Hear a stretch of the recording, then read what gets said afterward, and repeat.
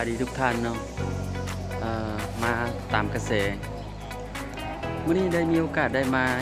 เบิ่งแล้วก็มาสอบหาข้อมูลต่างๆเนาะเกี่ยวกับสถานีรถไฟเป็นในโซเชียลก็เลยมาติดตามเบิ่งสถานีรถไฟคำสวัสดิ์เปิดใช้บริการตั้งแต่วันที่19เดือนกรกฎาคมเดือน7นี่แหละ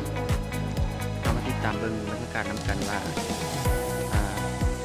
การขนส่งระหว่างทางรถไฟลาวไทยมีบรรยากาศคึกคืนแนวใดเนี่ยตอนนี้เราก็อยู่สถานีนี่แหละสถานีคำสวัสดิ์จะพาเลาะเบิ่งเขตนี่แหละพาเลาะเบิ่งรอบๆเลยว่ามีอย่างที่น่าสนใจมาติดตามเบิ่งนำกันมาฮอดสถานีสิ่งที่เราเห็นทบิดกะด้านหน้าสถานีนี่กะตอนนี้เวลา9 โมงเช้าแล้วมีรถโดยสารต่างๆเนาะมารอรับผู้โดยสารที่มาจากกรุงเทพเพราะว่าจะมีรถไฟมาจากกรุงเทพนี่ประมาณฮอดสถานีคำสวัสดิ์ประมาณ9 โมงนี่แหละ9:80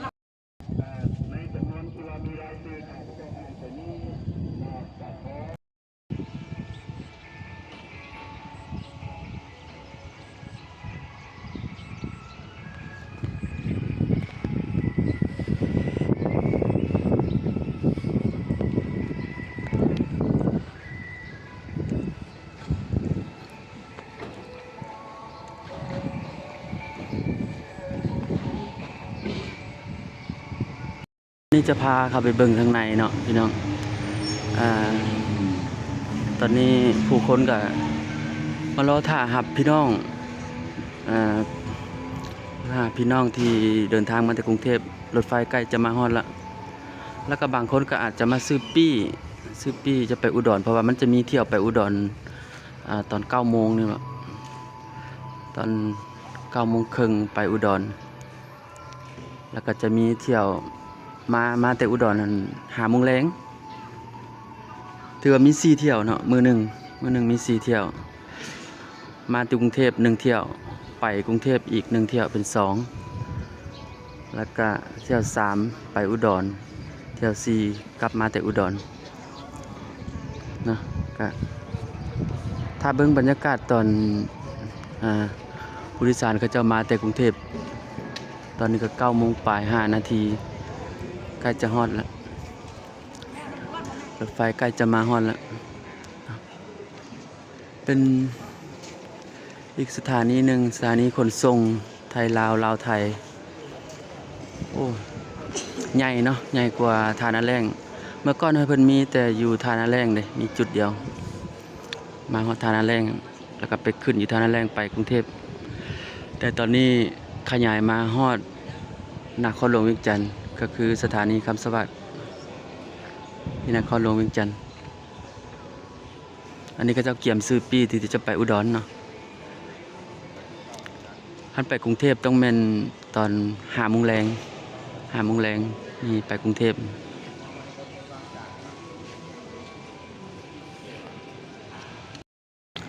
นอกจากเป็นสถานีรถไฟลาวไทยคำสวัสดิ์แล้วอยู่นี่เพิ่นยังมีจุดขายปีสำหรับรถไฟลาวจีนสามารถจองปีซื้อปีอยู่นี่ได้รถไฟลาวจีนนี่ตามป้ายนี่ตามจุดนี้เลยเนาะอันนั้นก็ปองขายปีสำหรับไปกรุงเทพ